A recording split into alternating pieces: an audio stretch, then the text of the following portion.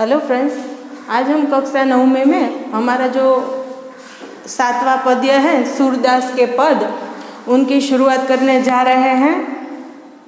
जिनके कवि है खुद सूरदास, जिनका जन्म है 1478 में हुआ था, निधन 1573 में ईस्वी सन हुआ। सूरदास जी जो है वो श्री कृष्ण की अनन्य भक्ति में लीन है। वो अपने किसी भी पद में श्री कृष्ण की लीला की बात करते हैं। जैसे नरसिंह मेहता, मीरा, ये सभी श्री कृष्ण के भक्त हैं कि उनकी पद या भजन में हमें श्री कृष्ण की सुंदरता एवं श्री कृष्ण की भक्ति के बारे में बात की गई होती है। वैसे ही सूरदास के पद में भी ये जो आज हम पढ़ने जा रहे हैं, उसमें भी श्री कृष्ण, बाल श्री कृष्ण की जो सुंदरता है वो कैसे दिखते हैं। और सूरदास का मन भी जो है वो श्री कृष्ण के सिवा किसी और देवता पर नहीं लगता। ये पूरी बात जो है इस कविता के द्वारा, इस पद के द्वारा हमें सूरदास जी ने बताई है। तो शुरू करते हैं। पहले हम कवि जो हमारे सूरदास जी हैं उसके बारे में थोड़ा जानते हैं, बाद में हम काव्य शुरू करेंगे। तो महाकवि सूरदास जी का जन्म कुछ लोगों के मतानुसार दिल्ली के पास सीही नामक गांव में हुआ था। कई लोगों का मानना है कि इनका जन्म मथुरा के पास रुकना या रेणुका क्षेत्र में हुआ था। इनका जन्मांध होना भी विवादास्पद है। वल्लभाचार्य इनके गुरु थे। इनकी प्रेरणा से वे श्रीनाथ जी मंदिर में कृष्ण की लीलाओं से संबंधित पदों की रचना करते थे। ये कृष्ण के अनन्य भक्त थे। जैसे मीराबाई, नरसिंह मेहता कृष्ण भक्ति में लीन थे, वैसे ही सूरदास भी अनन्य भक्त थे। कृष्ण की भक्ति में लीन थे। वो जन्मांध अंध थे ऐसा कहा जाता है। कुछ लोग ऐसे भी कहते हैं ये जो है अंध थे कि नहीं, ये पहले से विवादास्पद रहा है। पर ऐसी मान्यता है कि वो पहले से ही जन्मांध थे, यानी कि जन्म से ही अंध थे। और फिर भी वो कृष्ण भक्ति है वो बहुत ही करते थे। उनके सारे पदों में कृष्ण भक्ति हमें दिखाई देती है। वात्सल्य एवं श्रृंगार रस के वर्णन में वे अद्वितीय है। प्रस्तुत पद में सूरदास की अनन्य भक्ति भावना का परिचय मिलता है। उनका मन सिवाय कृष्ण के कहीं और सुख नहीं पाता। जिन आँखों ने कमल के समान नयन वाले श्री कृष्ण का दर्शन कर लिया हो, वे और देव की आराधना कैसे कर सकते हैं। आराध्य देव का गुणगान सूर ने किया है। दूसरे पद में भी कृष्ण का मनमोहक वर्णन किया है। बाल कृष्ण की चेष्टाओं के माध्यम से बालक कृष्ण का मनोरम्य वर्णन यहाँ पर किया गया है। तो आइए चलिए हम शुरू करते हैं। पहली पंक्ति हमारी जो है, मेरो मन अनंत कहाँ सुख पावे, जैसे उड़ी जहाज को पंछी फिर जहाज पर आवे। कमल नैन को छोड़ी मातम और देव को ध्यावे। परम गंगा को छोड़ी पियासो दुर्मति कूप खनावे। जिहि मधुकर अंबुज रस चाख्यो क्यों करिल फल भावे। सूरदास प्रभु कामधेनु तजी छैरी कौन दुहावे। अब इस पंक्ति में क्या कहते हैं सूरदास जी कि मेरो मन अनंत कहाँ सुख पावे, यानी कि मेरा मन जो है वो अन्यत्र, यानी कि किसी दूसरी जगह पर, किसी दूसरे भगवान के प्रति सुख नहीं पाता है। यानी कि मेरा मन किसी और भगवान का भजन कीर्तन करने के लिए मेरा मन है वो सुख नहीं पाता है, मुझे अच्छा नहीं लगता है।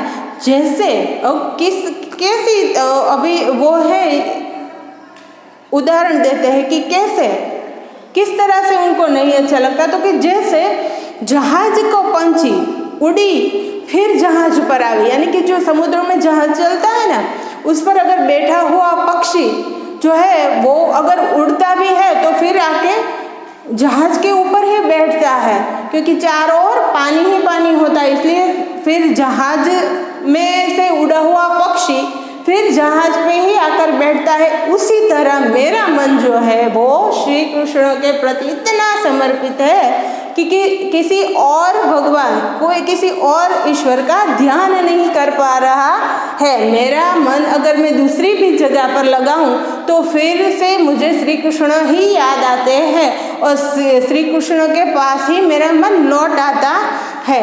कमल नैन को छोड़ी महतम और देव को ध्यावे, यानी यहाँ पर श्री कृष्ण के कमल नयन है, यानी कि सुंदर जो आँख है, नयन है, नयन यानी आँख, सुंदर जो उनकी आँखें हैं उन्हें छोड़कर, उनको छोड़कर और किसी देवता को ध्यावे, यानी कि ध्यान, किसी और देवता का ध्यान नहीं लगा सकता। श्री कृष्ण मेरे जो है वो इतने मनमोहक है, इतने सुंदर है, कमल नयन है जिनके, उसे छोड़कर मेरा मन जो है किसी और देवता पर नहीं स्थिर हो पाता। परम गंगा को छोड़ी प्यासो दूरमती कूप खनावे, यानी परम गंगा को छोड़ी, जैसे पास में गंगा हो, उनका नदी का पानी पिए बगैर कोई अगर कुआं खोदने जाए तो उसे मूर्ख कहा जाएगा।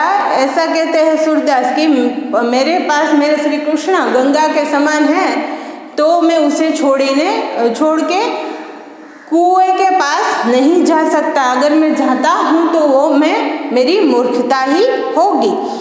जिहि मधुकर अंबुज रस चाख्यो क्यों करिल फल भावे, यानी कि जिस भौरे ने, मधुकर यानी कि भौरा, अंबुज रस चाख्यो यानी कि जिस भौरे ने अंबुज रस यानी कि कृष्ण की बात यहाँ पर कही गई है कि मेरा जो मन है वो कृष्ण के सिवा और कहीं नहीं लगता। जैसे मधुकर यानी कि भौरा, अंबुज रस यानी कि एक फूल, कमल का फूल का रस चाख के आता है, उनको करीले का रस यानी कि एक कंटीला पौधा, करील फल कैसे भावे, यानी कि कंटीले पौधे पर जाकर वो नहीं बैठता। जैसे भौरा है वो कमल का अंबुज रस पीता है, यानी कि मध पीता है, लेता है, और कंटीले पौधे पर जाकर फिर वो नहीं बैठता, वैसे ही मैं कृष्ण को छोड़कर, बाल श्री कृष्ण को छोड़कर किसी और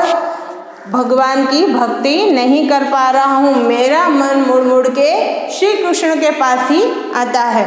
सूरदास प्रभु काम धेनु तजी छेरे कौन दुहावे, यानी कहते हैं कि मेरे जो प्रभु है श्री कृष्ण वो कामधेनु यानी देवलोक की एक गाय की बात यहाँ पर की गई है कि मेरे प्रभु जो है वो कामधेनु समान है। तो कामधेनु को त्यज के छेरी यानी कि गुजराती में हम कहें ना बकरी, छेरी यानी बकरी, छेरी कौन दुहावे यानी कि कामधेनु गाय मेरे पास है तो मैं अगर क्या मूर्ख हूँ कि छेरी यानी कि बकरी को दुहाने जाऊंगा, इतना मैं मूर्ख हूँ क्या।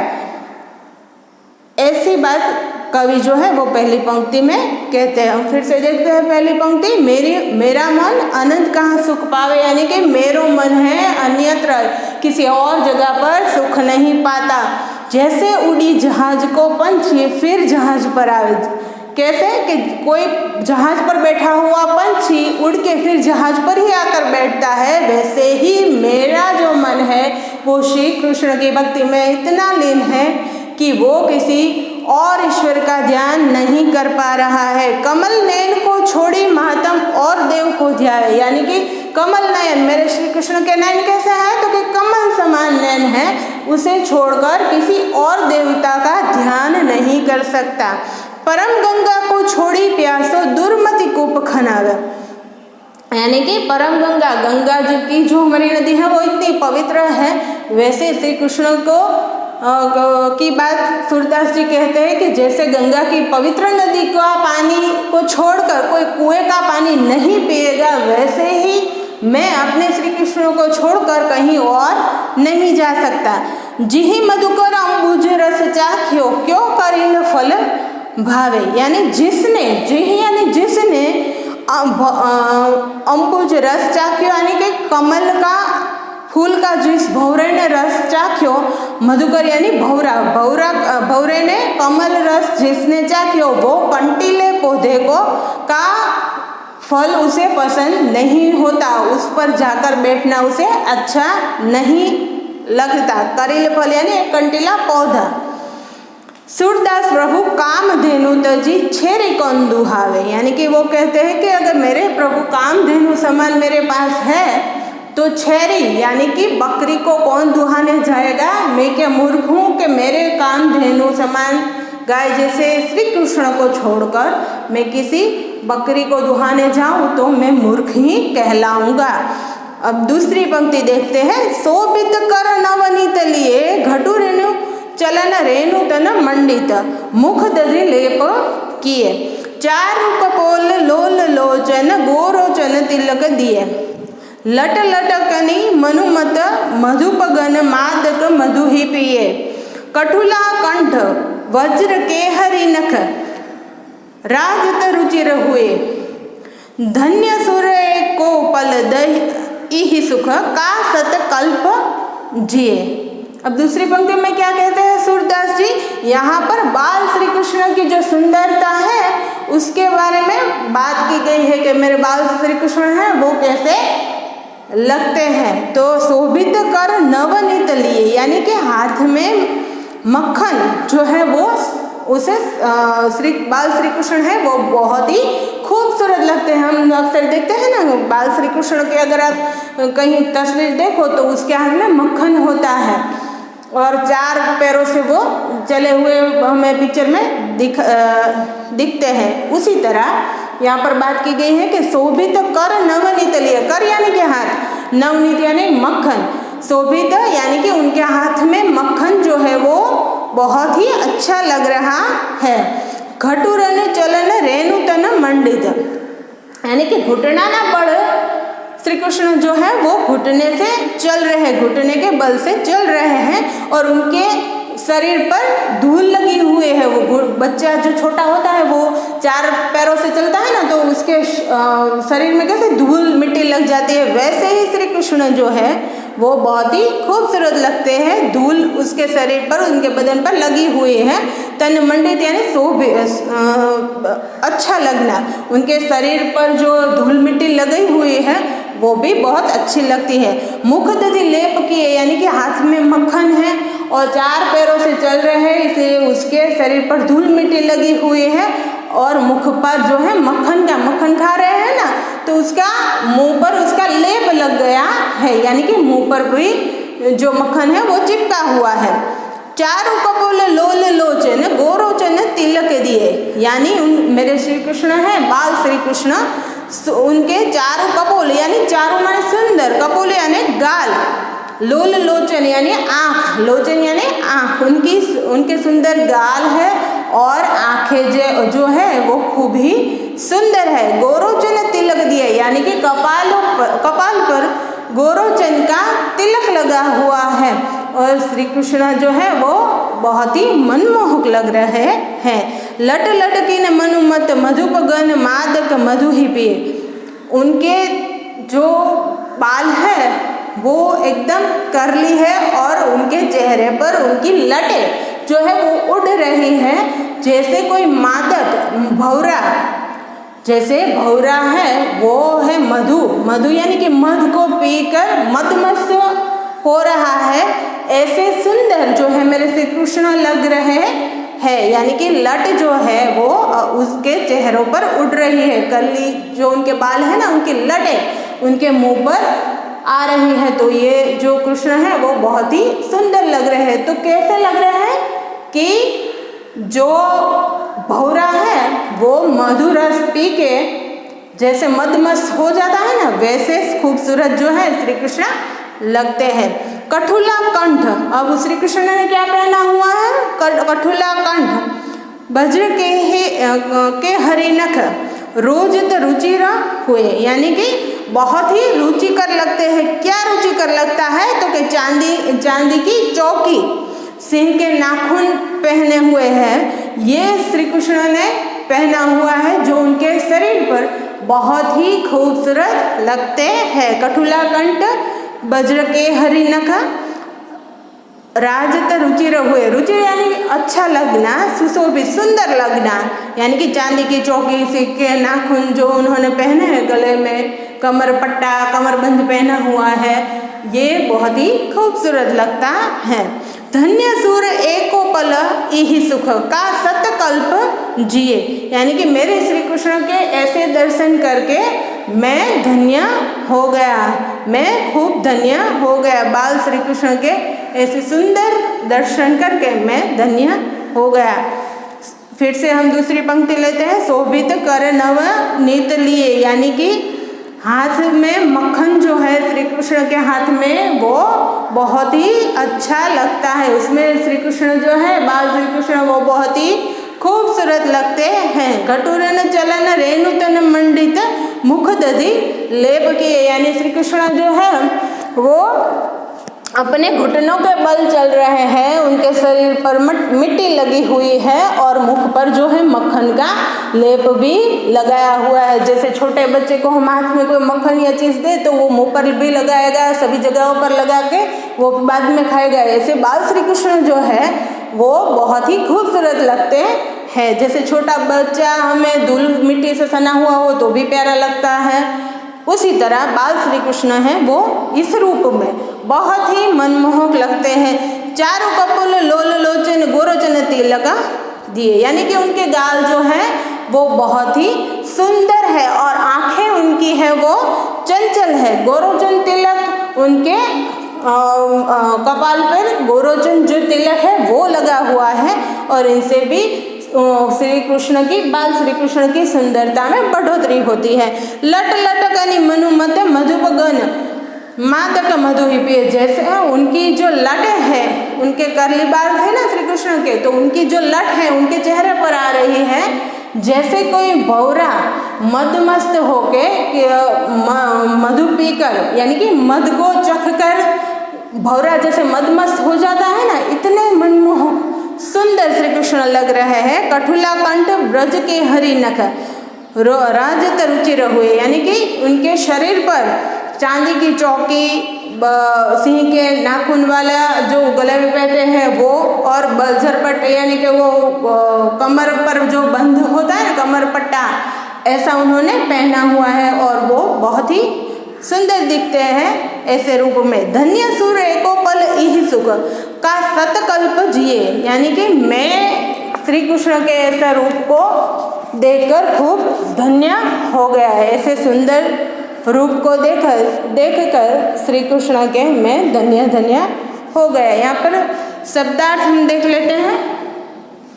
शब्दार्थ देखिए, अनंत यानी कि अन्यत्र, हमने काव्य में पढ़ा अनंत यानी अन्यत्र, किसी और जगह पर मेरा जो है मन नहीं लगता, यानी कि अन्यत्र। पंछी यानी पक्षी, महात्म यानी महानता, जावे यानी कि ध्यान लगाना, छड़ी यानी कि छोड़कर, प्यासा यानी प्यासा, दुर्मति यानी खराब बुद्धि वाला, जिसकी दुर्बुद्धि है वो खराब बुद्धि वाला, करेला यानी एक कंटीली झाड़ी, छेरी यानी तो बकरी हमने पढ़ा, चारू यानी कि सुंदर, लोचन माने आँख, और मादक यानी कि नशायुक्त भौरा मादक। यहाँ पर पर्यायवाची थोड़े देख लेंगे। खग पक्षी यानी खग, कुब यानी कुआ, धेनु यानी गाय, नवनीत यानी कि मक्खन, कंठ तो गला, गले को कंठ कहा जाता है, कर यानी कि हाथ, हस्त भी कह सकते हैं यहाँ पर।